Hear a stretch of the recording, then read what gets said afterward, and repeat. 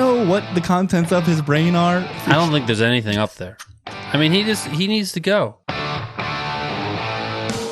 Hello, world, and welcome back to Gridiron Campbell, the only podcast that puts its money where its mouth is. I'm your host, Rich Ryan, and once again, I'm joined by one lowly member of the collective, Donnie D.P. Peters, the resident moose himself. Mo Nuara had a prior engagement, couldn't join the pod, but I have his picks. I also have Benedict Manati's picks in tow.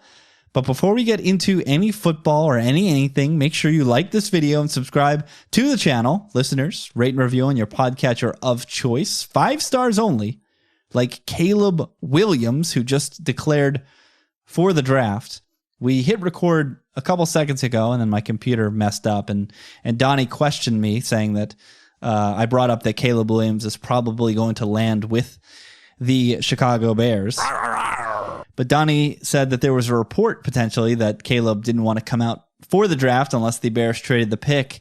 And I went into a tirade, which probably froze my computer, because I think these NFL aggregator accounts are the worst thing that's happened to the sport. They create news out of nowhere, out of the smallest portions of quotes and whispers, and they just create these ridiculous narratives that, even though I don't follow any of them, fill up my For You tab on Twitter and melt my brain. So I'm done with it. Something Dov, something NFL, MA, whatever, all these clowns, please put your mobile devices down and stop tweeting out trash nonstop. But again, before we get into any football, anything, DP, I need to take your temperature. After 2 decades at the helm with your beloved New England Patriots, Bill Belichick is no longer the head coach. How you doing? What is the temperature on WEEI? I have no idea.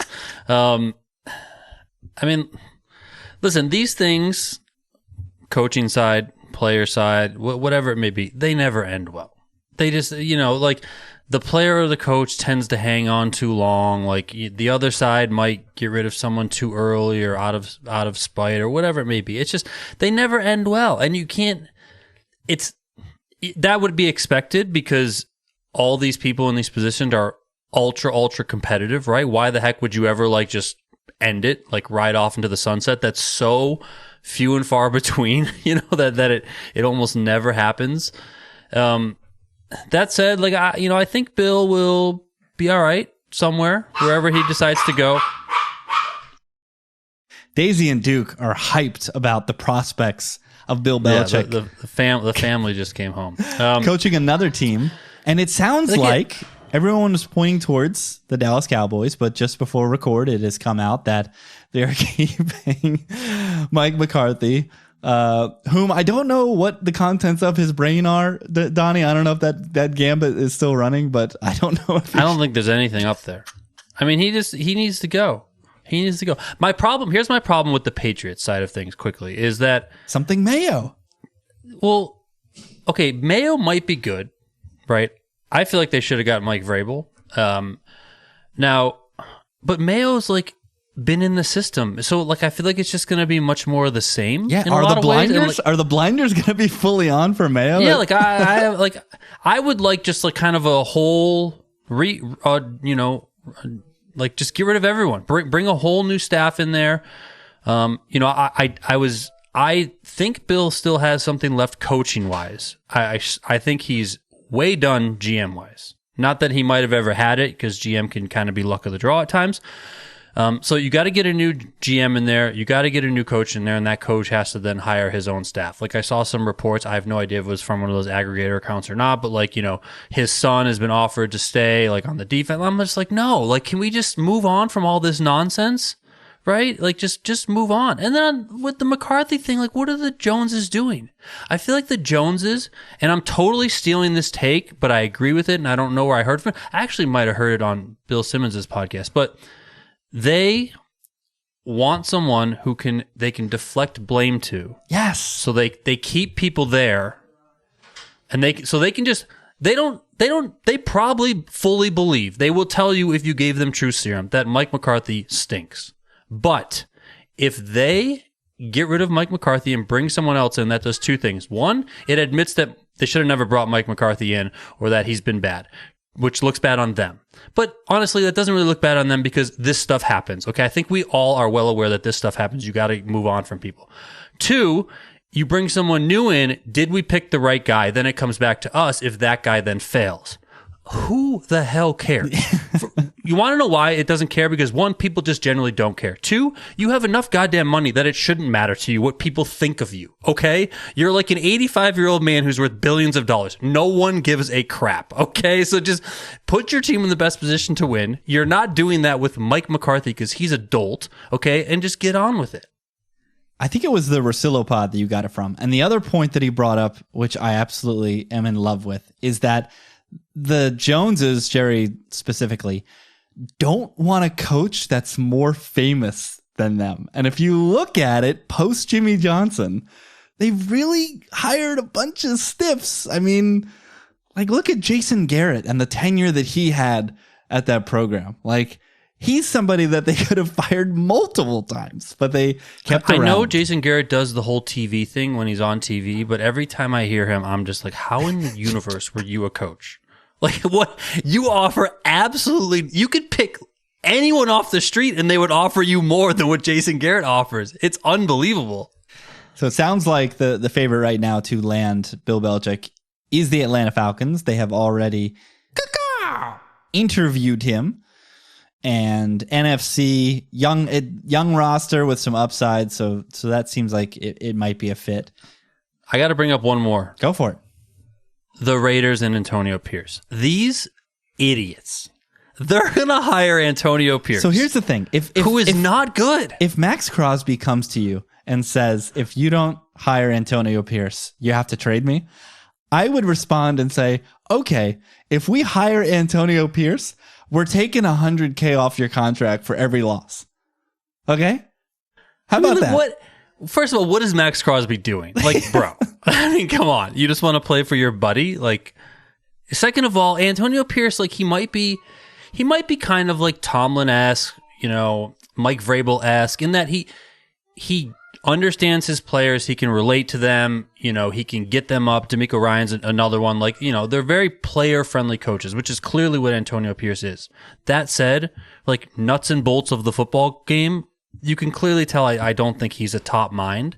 Now, maybe he can be the CEO type and get some good people around him. I don't know. Yeah, his upside is Dan Campbell, right? Like, CEO, leader of men. That is his ceiling, is Dan Campbell. But the fact that the ownership is coming out and being like, we like the response from our players and we like the response from our fans at the end of the season showing up to our games, that is not why you pick a head coach, okay? And if you're picking a head coach based on that, how much can I bet on your under next season? For the love of God. Literally, if it was any other team, any team that had like a sharp bone in their body and they were going down this path, I would still be skeptical, but I would at least give them a percentage of the benefit of the doubt, right? Because there are just certain things that these organizations see on a daily basis that we're not privy to. But the fact that it's Mark Davis and the Las Vegas Raiders, I just give them no benefit of the doubt. I'm sorry. Have there ever been this many like head coaching availabilities? I feel like there's, obviously a couple every year, but I feel like there's going to be a lot. Well, and this, just to put a pin in this whole coach conversation, if there was ever a year where you were going to get a head coach with Pete Carroll, Bill Belichick, Jim Harbaugh, Mike Vrabel, Ben Johnson, 5 great candidates right there. This would be the year to can your coach if you're like on the fence about it, right?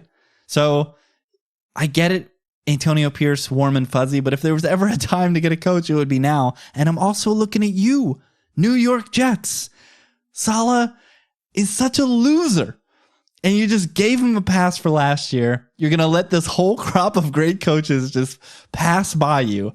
We're going to suck next year, even when Rodgers comes back. And then we're going to hire some idiot to replace Robert Saleh. It's written in stone. But let's get into divisional weekend. Oh, real quick, wildcard weekend, just a quick recap. If you guys listened last week, you must have made money because Mo and I absolutely crushed it. I was 7-1 on sides. My one loser was I put in a Lions -4.5 ticket when Stafford got his bell rung. Like, I thought either Rippon was going to go in or Stafford was going to be a complete zombie. And the dude just came in and played his ass off after being sent into another dimension. So shouts to Matt Stafford, even though he got the loss. He played like an absolute baller there. But yeah, absolutely crushed last week. DP, how did you do wildcard weekend? What kind of futures, if any, are you looking at moving forward? I did well. I literally just fired up the pod while driving into commentary one day and fired everything that you guys said. Okay, so I did very well. The only loss that I had is actually the one game that I kind of thought about myself, and that was I had Lions -3.5. So that was the one loss, but everything else I liked. Futures, I took two weird futures in that I took the Lions to beat the Bills in the Super Bowl, and I took the 80-1.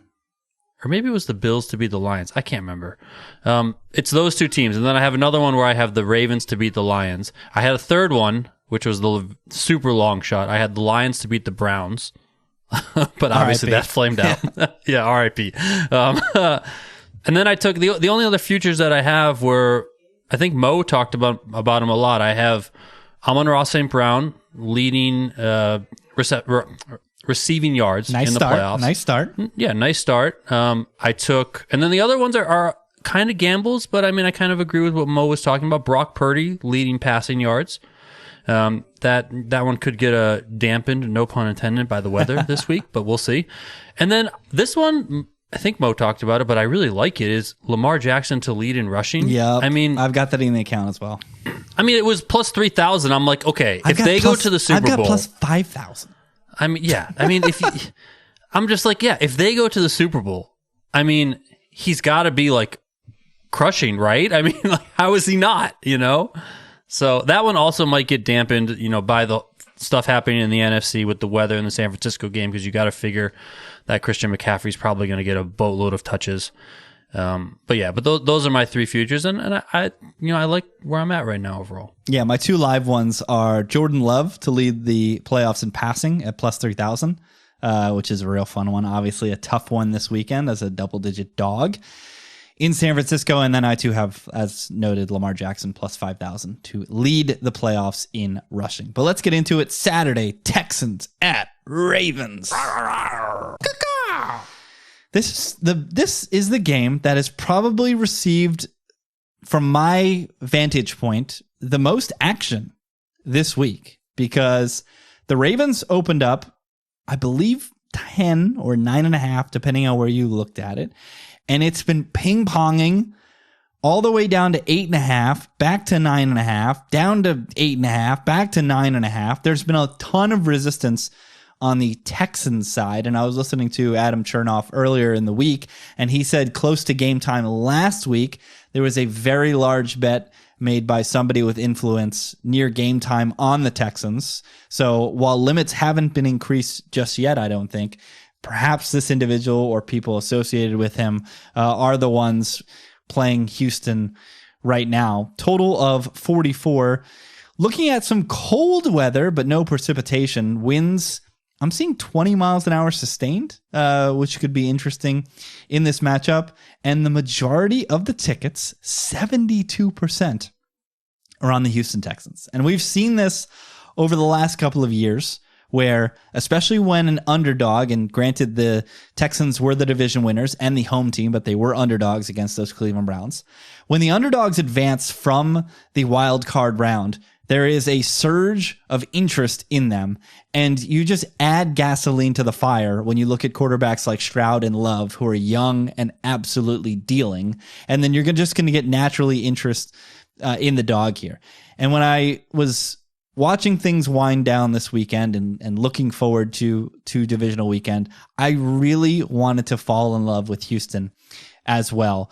But I just haven't been able to get there yet, DP, and I don't have it in my account. I actually nearly bet a Ravens teaser when it got to 8.5 to get it through the key number of 3, but I couldn't find another partner. The only one that I thought would match was Chiefs up to 9, which again breaks some rules because it was already on 3, and you would have to pay minus 125 here at Hard Rock. So I just didn't think it was worth it. I think ultimately, if I get involved with this game, it's going to be if the Texans score first in this game, I might put a wager on the Ravens if their live line comes down closer to a field goal.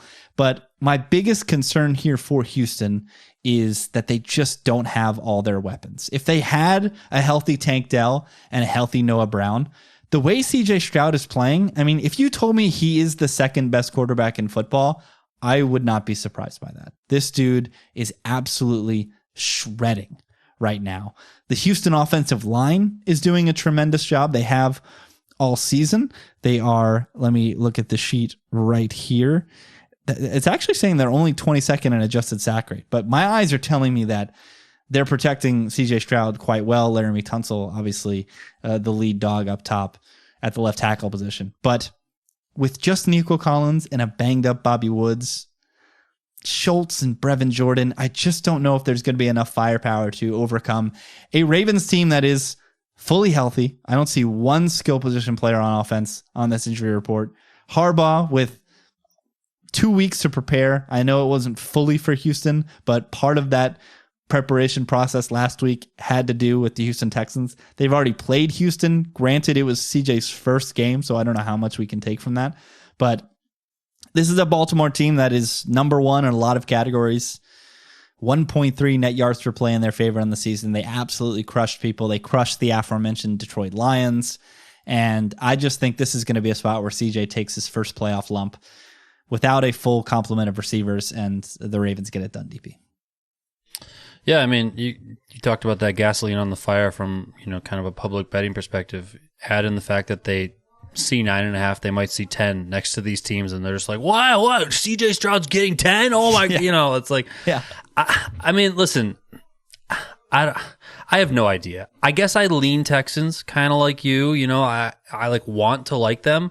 My initial like off the page reaction is 9.5. Like for CJ Stroud, what? Like especially when on this podcast we've kind of been, not that we've been low on the Ravens, but like they're not as good as some of these scores. But then again, they do it every single week, so it's like, well, what are we going to do? I mean, I could see certainly CJ Stroud kind of coming back to earth in this Texans offense. I mean, they just, like you said, what do they really have on offense? Like if the Ravens get out and they're moving the ball and Lamar's playing well, and the 20-mile-an-hour wind thing is interesting because Mo's article over at thelines.com is like, well, it could be early in the game or early in the day that the winds pick up, and then maybe they die down later on. So how does that factor into things? It's probably going to be something you just want to monitor.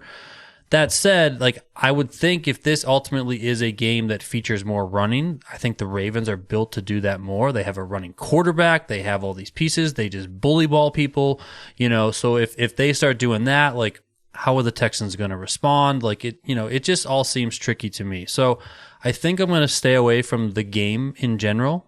Now that said, you brought up teasers. I mean, I already fired a 6.5 point teaser with the Ravens, 49ers, and Lions. I mean, I know I'm breaking rules there, and that's whatever. But like, tease. That's and honestly, I was like, you know what? I might as well throw the Chiefs in there too. So I might do that as a separate 4-teamer. But we'll talk about that in a little bit. But I don't know. That's like the degen part of me. Like I just want to have some action, right? So maybe I'll just do a teaser and whatever.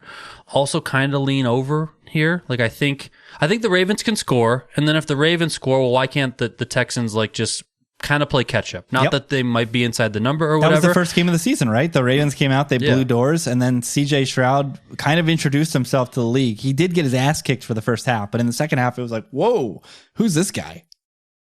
Yeah, and that leads me to like where I am actually betting on this game, and that's with some of these Texans player props. Because if the game goes like it should, if the wind isn't as bad by game time, 4:30 p.m. Eastern time, maybe even throughout the game, it kind of dies down, then don't the Texans have to be throwing a ton to stay with the Ravens?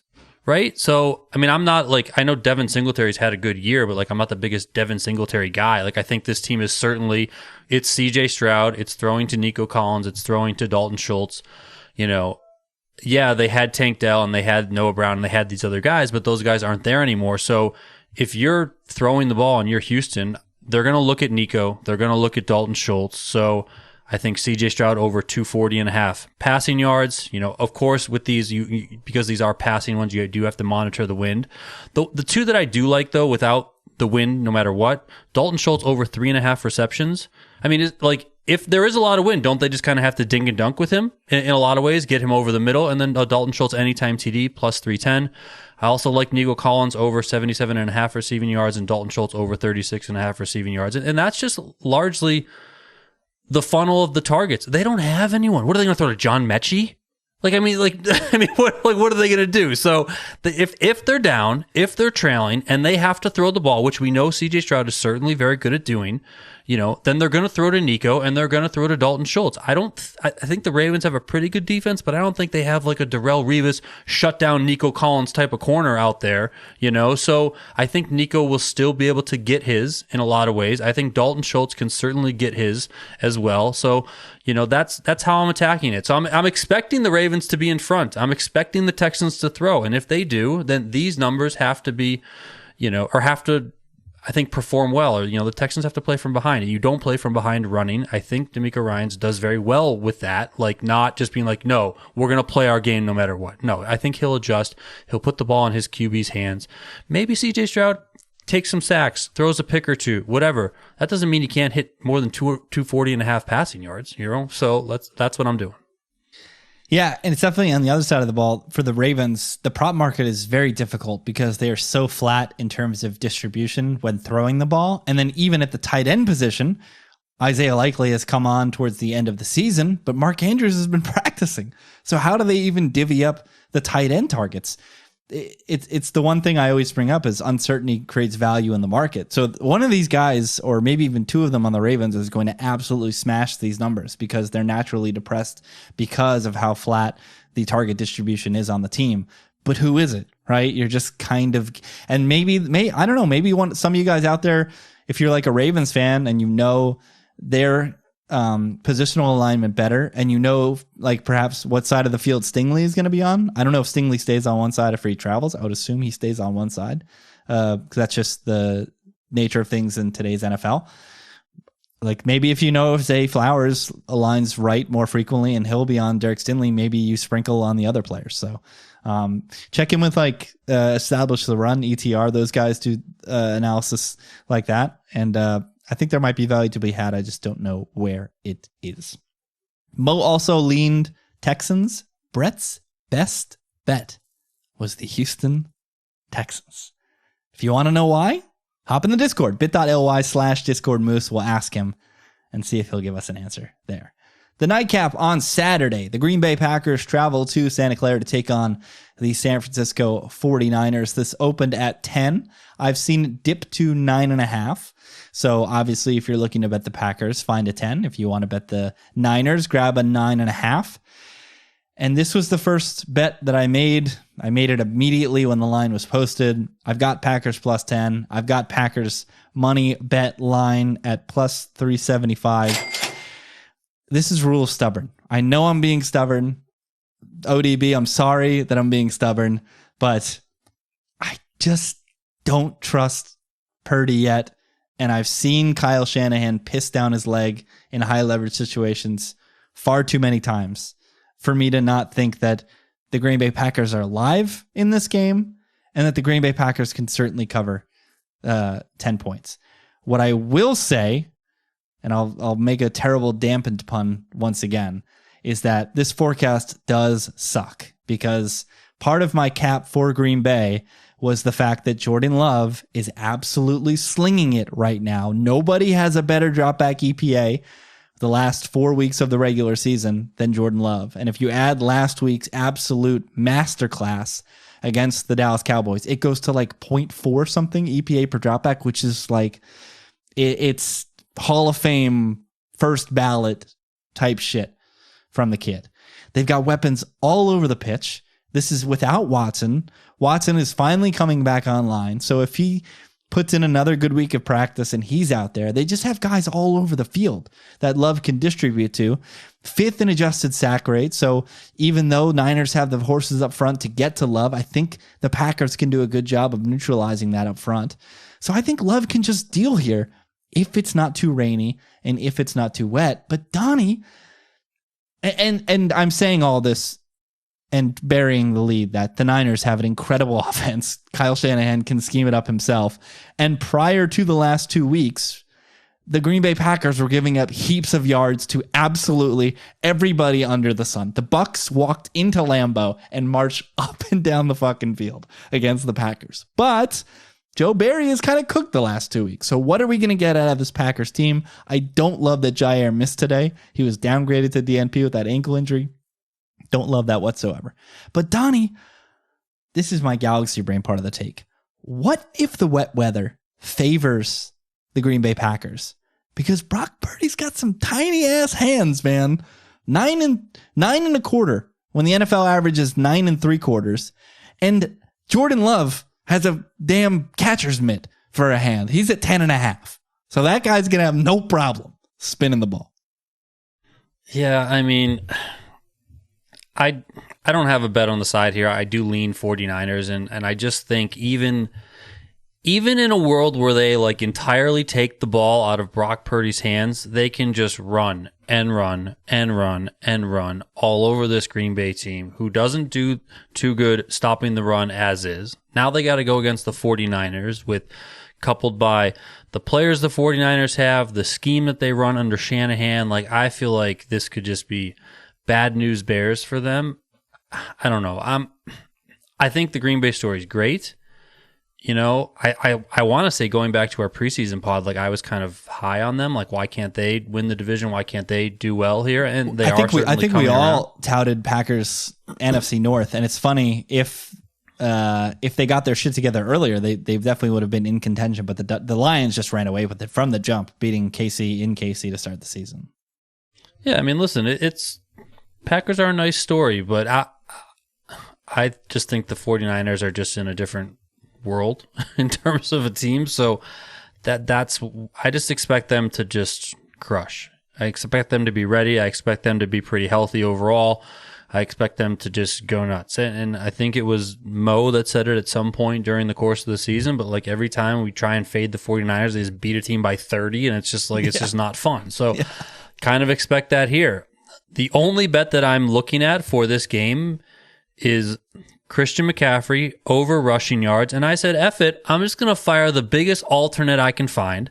And that was minus 135.5 rushing yards, plus 500. That was on DraftKings. So he's going to get the ball 25 times if this weather keeps up. And he's just going to run straight. We know he's awesome. He can run. He can go side to side. He's shifty. He can find holes. He can break off the long, 60-yard. He can do it all. So I don't even remember what his regular line was, 80 or something like that. I'm like, why? What? He can't go off for 140 yards in this game, especially if the weather's bad. And like you said, they kind of take the ball out of Brock Purdy's hands, and they do this. Something that I've also been kind of looking at. Don't have any bet on it yet, but if it is a bad weather game, there's a lot of rain, and they are looking to run more. Probably fire some Deebo Samuel rushing yard stuff, because Shanahan loves to mix it up. My only kind of pullback there is, if I think the 49ers are going to win this game fairly easily, why would they how waste much into Deebo? his bag does Shanahan right. want to go? Yep. Right? So that's kind of something to like, I don't know if I want to like pull it out now. I think I saw some Deebo Samuel stuff like 18.5 rushing yards or whatever, which is like, they run one end around, he breaks it like he's there, and he's an absolute bull with the ball. Like he can certainly get that. So if they're going to run a lot, they got to find some spots to maybe spell McCaffrey. Maybe they don't take him off the field, but they spell him in that they give the ball to Deebo on some different stuff. That said, I haven't fired it yet because I am worried that Shanahan he sees this one as like, listen, let's go in there. Let's do our job. Let's get the job done. This team, we match up very well against them.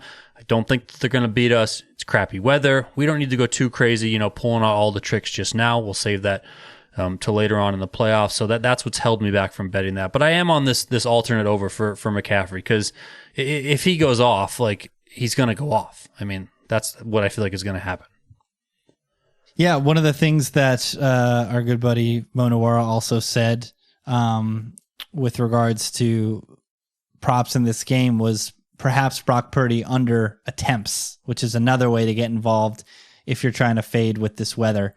If they're going to take the ball out of his hand and you can find an attempt market, perhaps that's a way to attack this angle. Look, I wouldn't be surprised if the Niners come out and blow doors, because that's absolutely what they do. And I am terrified that Green Bay is a public dog, getting 60% of the tickets at record. But I'm buying into LaFleur. I'm definitely buying into Love, and I wouldn't be shocked if Green Bay won this game. Let's move to Saturday, the 3 p.m. game. We keep it in the NFC, where the Bucs travel to Detroit, where they will not be playing outside. They will be playing in Ford Field in the comfy compound. That was so good. It was so good. Of the dome. I should give the Lions their due respect. 6.5 point favorites in favor of Detroit. This opened a little lower, 5.5, but it's crept up in Detroit's direction. 63% of the tickets are on the Lions, but the Bucs are a consensus selection. Oh, I should mention that the previous game was split. Mo leaned Packers, Brett leaned Niners. Nobody had a very strong opinion, but we are all on the Bucs in this spot. I was all ready to line up a Bucs bet if this opened at a touchdown or higher. I was very excited. But then they blew the doors off the Eagles, and Baker Mayfield looked awesome on Monday night, which I fear had a little bit of influence on this.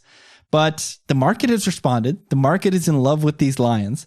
And I get it, honestly. This Lions offense is firing at all cylinders right now. Ben Johnson is cooking it up. Jared Goff is being protected, so he's making easy reads and easy throws. He did lose his mind one time when he got pressured in that game against the Rams, and two-hand bounced past it backwards. Thankfully for Detroit, a member of the team was able to fall on it. But the Bucs are going to bring the blitz. They are third in blitz rate this season. However, it's not necessarily getting there. They were only 26th in pressure rate. And Jared Goff, actually, I believe I saw the stat correctly. Jared Goff led the league in passing yards facing the blitz. And that is a testament to how good the Detroit offensive line is and how good those tight ends are, even Laporta, in protection. So I lean Bucs. Baker has looked awesome. This Lions secondary can be had. I think there's going to be points in this game, but I haven't been able to get there on the Bucs. I think if I do, I'm just going to bet it money bet line, because I think this game does get into the 50s. I think there's going to be points abound. So I don't know how valuable the points will be, and I might just take the Bucs on the money line with a little bit of a sprinkle. The one prop I do really like in this game, and this was courtesy of our buddy MS Tima in the Discord chat, who was a former high school football coach up in Massachusetts. Jahmyr Gibbs over 23.5 receiving yards. If Tampa's going to bring a lot of pressure and bring a lot of blitzes, the safety valve might be there for Jared Goff. And we've seen how slippery Jahmyr Gibbs is once he gets the ball in his hands. I believe he's cleared this number 3 of the last 4 games. So that is one prop that I have in my account already. DP, what are your thoughts on this matchup? I lean Bucs as well. I think this number's a bit too high. My reluctancy as to betting it is I like the Lions to win the game. That's why I put them in that 6.5 point teaser. So, I would be trying to middle here. If this does happen to hit 7, I'm just going to have to fire the Bucs, because that's pretty much how I am. Literally I'm checking the app every hour and seeing if this gets to 7, and I'll just have to make a wager at that point. And what I'm inclined to do in a lot of these spots is I put a unit on the line, and then I put a third of a unit or a quarter of a unit on the money line, just because if you cover, you're going to win outright a bunch of the times. But I feel the exact same way. Yeah. I mean, and then kind of looking at some props, I like Mike Evans over 68.5 receiving yards. I think you can attack this Lions team on the outside. I'm kind of a little bit downish on Chris Godwin, working in the middle of the field more so. I'm not fully there where I'm going to bet Godwin's under, but I think Evans can get this done on the outside. Maybe they go up top, once or twice to him. He can catch, a big pass, of course. I think Rachaad White under 55.5 rushing yards. You got to pay up for it a little bit on DraftKings, minus 125, but this Detroit defensive front against the run is just so good. The Bucs I don't think are that good, and Rachaad White I don't think is that good at running the ball anyway. Now you have to go up against a very solid defensive front, which, I think they can do pretty well. And then I also agree with you that I think there's going to be points in this game. If there are points, I think the Bucs are going to have to be throwing a little bit more. Like, I think listen, I know you have to fade the Tampa Bay coaching staff because they do really dumb shit all the time, and they run on first down all the time and all this sort of stuff. But like, at this point, you know two things. One, you pretty much beat the Lions by you throw on them, you throw on the outside. Like, they can get had there. Two, Baker's cooking, man. Put the ball in his hands. Like, I mean, he did throw a couple of head scratchers that got close in that Eagles game, and there's always going to be those with Baker, and who knows how many or how heightened that's going to be with, what's his name? Hutchinson? Is it like that guy's an animal? Like, breathing down Baker's throat. That could obviously, be a bunch of trouble for Baker, but Baker's got his swagger back, man. Put the ball in his hands and let's go. So, yeah, I think they give a few fewer carries to Rachaad White, which also helps with the under. I don't think they're going to have success running the ball. So I'm looking at Mike Evans over for receiving yards, and I'm looking at Rachaad White under for 55.5 rushing yards. And then as a whole, listen, I really like this Lions team. I don't know. Maybe I'm a sucker for the story. I'm a sucker for Dan Campbell, the King of America, as far as I'm concerned. Like, I'm in. They haven't won a playoff game in 30 years. They finally got that done. They get another home game. Like, I love the fact that they're in the post-game interview saying, like, we wish we could have got Dallas and got that revenge. Like, I love it all. I'm totally eating it up. That said, I do think 6.5 here might be a tad rich. But as for me personally, because I do have that teaser that I already fired, I'm a little bit reluctant to fire it. Although, pick and 6.5 it's a pretty good spot to middle overall. Like, I think this one's going to probably come down to a 3 or 4 point win for the Lions. Like, I mean, that's just how it is. I don't think, I mean, the Lions of course can blow people out. Yes. But I don't know. They're more of like a hard nosed, win a tight game type of team, for whatever reason. So yeah. And the Bucs are playing all right now. The other thing that makes me want to bet the Bucs money line is that I think the range of outcomes in this game is just ridiculously wide because both quarterbacks can hand the ball to the other team multiple times. So in that sort of situation, I've always said this, chaos favors the underdog. So I think I am going to end up putting a little bit on Bucs money line at the best price that I can get. Another thing that I just looked at now as I'm sorting through these, I think I am definitely going to put a bet on Bucs team total over because it's 20.5 right now, minus 115. I think I might just go for the short plus money at plus 110 over 21.5. I just think there's going to be points in this game. So I'm very much interested in that. And you got to pay a tax obviously on the Lions just because they are favored by so many. Whereas the Bucs, being dogs, have to get to a much smaller number. This game should be fun, though. I think this game is going to be very entertaining. And part of me wants the Lions to blow doors because in the event that the Niners do win, the most likely scenario that the Niners win, I would be willing to lay a touchdown with the Niners against the Lions because Jared Goff outdoors in the NFC Championship game That seems like a very delicious spot to fade him. The final game, oh boy, strap in, Brett. The Bills make me wanna. The Bills play host for the first time to Patrick Mahomes and the Kansas City Chiefs in the playoffs. This one, 2.5. It's been bouncing around. I've seen expensive 3s out there. If you're willing to buy it for Kansas City, you get a little bit of relief if you're willing to lay the full 3 with the Buffalo Bills. And this seems like it's your strongest opinion this week, DP. You said it was the first bet you made for divisional weekend. So tell us all who you got. I got the Bills. Let's go. Circle the effing wagons, baby. I got them -2.5. -2.5, -120, so paying a bit for, but whatever. Also like the over of 45 in this game. I feel as though, as it pertains to the over, I think people are kind of overplaying the weather stuff. I mean, it's going to be cold. I mean, like, and both these teams play in the freezing effing cold. Like, they're going to be fine. Okay. I'm not too worried about this. Isn't Miami going into Buffalo playing in -5-degree weather. Okay. Like, that was just, by the way, that was, as you said, a generational spot. I mean, come on. They did not want to be there. I mean, good Lord. And listen, I like the Bills here. I think part of the reason why I like the Bills is I think that game last week for the Chiefs, we all saw it coming a mile away. Injured Miami team who is probably a bit overrated in general.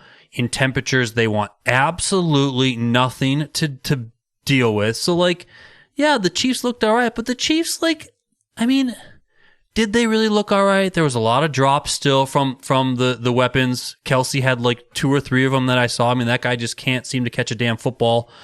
Yeah, Mahomes is great, of course, but like, Mahomes can only be so good. Like, these guys have to do stuff. I mean, Rice is running all over the field, but again, it's against the Miami team that I think is just overrated. They're all injured. Like, no one's getting any pressure on Mahomes. Nothing's happening. It's freezing cold out there. They don't want to be on the field, let alone actually tackle someone. Like, the whole thing was just, I don't know. I feel like Casey's success coming out of that game is great and all, but I think people are looking past the fact that they played Miami in -5, -8-degree weather, whatever the heck the temperature was. It was painful watching it from my couch in Vegas. Like, my wife wouldn't even look at the TV because it was too cold. I mean, it was so, like, what? I don't know. I feel like the Bills are clicking. I feel like Josh Allen's clicking. Of course, you have to be damn worried about Josh Allen blowing his dick to smithereens. Every single week you have to worry about that. But I don't know. I feel like this is kind of the year for the Bills. I like what they're doing.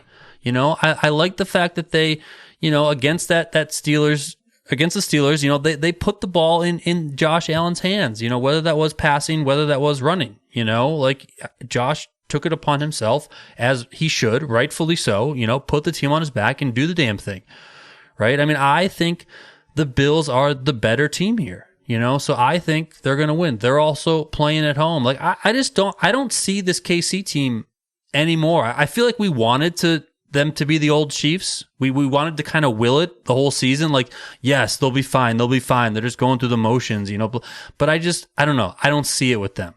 You know, I feel like there's just not enough there around Mahomes to support him. For as great as he is, I just don't see it. So that's why I'm on the Bills here. I also think, listen, there's going to be a lot of points in this game. Again, the weather, like over 45, over 46 now, I think is the line around most spots. I mean, I'm fine taking it. Like, I think this one's going to be a really fun game. A lot of high scoring between these teams, but I got the Bills coming out on top.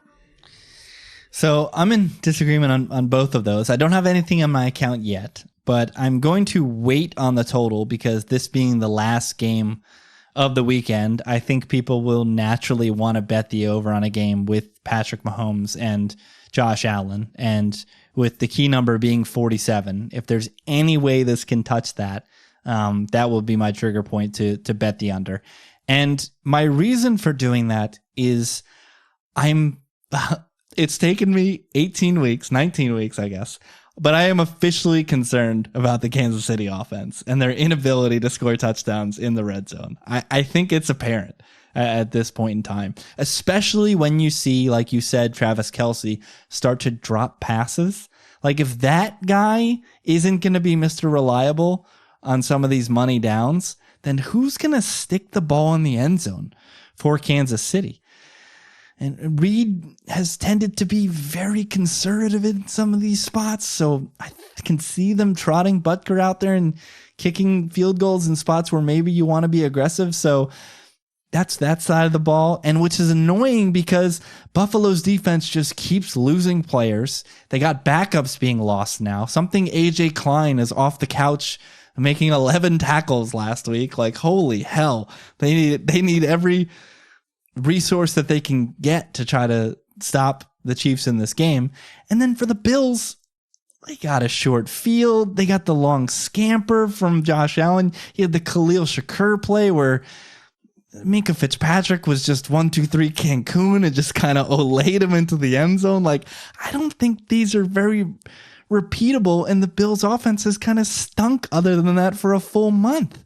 So I think this is going to be, and I don't think it's the weather. None of my cap has to do with the weather, because you're right. These teams are used to playing in the cold, and I don't think it's going to affect them. I just think these offenses kind of stink. And I think this is going to be a drag it out, slobber knocker, 24-17. Somebody gets there on a final possession, really ugly game.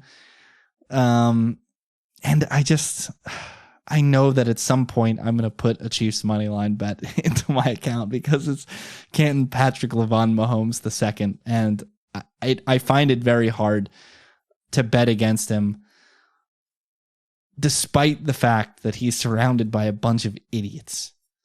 And Josh Allen is just the powder keg waiting to explode.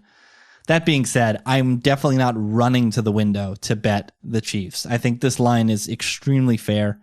I think it's exactly where it should be. If books want to hang an expensive 3, go for it. If they want to hang an expensive 2.5 in Buffalo's direction, go for it. They know their clientele and they know where the wagers are going to be and where they want to distribute any of the bets that have been placed. So I think both of those numbers are extremely fair.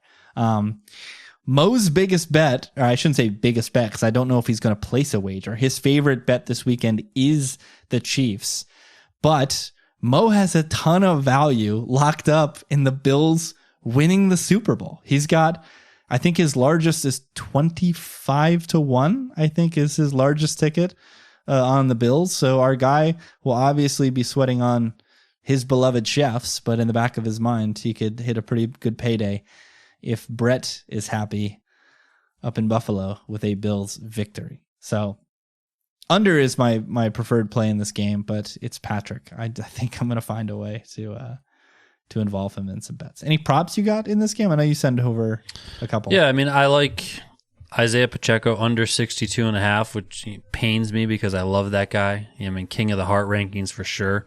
I think the Chiefs are going to put the ball in Mahomes' hand more, independent of how idiotic these wide receivers and tight ends can be. I think they're just going to take it a little bit away from Pacheco and dish it out more. I know we talked about the drops with Kelce, but I still like over receptions for him. It's 5.5. I just think he's going to get the targets. He's going to get. That's what I mean. In a game like this, double-digit targets is locked in. He's going to have like 14 targets. I mean, they might be for 5 yards each. Who cares? But like this is the game. Your go-to guys. Mahomes to Kelce, which is also why I like Allen to Diggs. Over 5.5 receptions there. Like, just because, like, I just feel like and also you have the Gabe Davis injury. I mean, what is he going to be on the field? What's he going to be like if he's on the field? He's been on the field when he's been healthy and he's been a decoy. So, like, is he going to be on the field kind of injured and be a decoy? Like, I just think these kind of short, over the middle routes, comebacks, whatever it may be, this is where Kelce eats. This is where Diggs eats, right? They may not go off for a massive yardage total, but I'm looking at the receptions. I think both these teams are going to look to move the ball through the air. That's one of the reasons why I like the over. So that's how I'm projecting this out with, the Pacheco under and then, the Kelsey and the Diggs over on receptions. I'm kind of interested in James Cook a little bit this week because I know that post Ken Dorsey, there's been a very significant focus on running the football from Buffalo. And if the Bills are doing a good job self-scouting, which it's Sean McDermott's, there are no promises, they will understand the deficiencies that they have on defense due to all these injuries. So they might want to play a little bit of keep away in this game, which means not only letting Josh run and running some QB designs, but also giving the ball to James Cook. So I'm a little interested in Cook. I haven't looked at any specific numbers, but I think the Bills understand that their defense is a walking mash unit. So shortening the game and keeping the ball away from Mahomes is probably a worthwhile venture. But I think this is going to be a fun one. Even if it is low scoring, I think it'll be a little bit of a chess match, which I think favors Andy Reid against Sean McDermott. But it's everything to play for, man. It's Mahomes, it's Allen, and it's going to be a right to play for the AFC Championship game. So excited about the football this weekend. If you want any other takes, any other picks, again, head over to the Discord. It's completely free, bit.ly/Discord Moose. We have an entire Bets Fired tab where whenever we fire something, we pop it in there and we discuss and argue about it and have a good time. Follow this guy on Twitter at Donnie_Peters. I'm at Rich T. Ryan. And we'll be back next week to discuss the conference championship games. Until then, peace.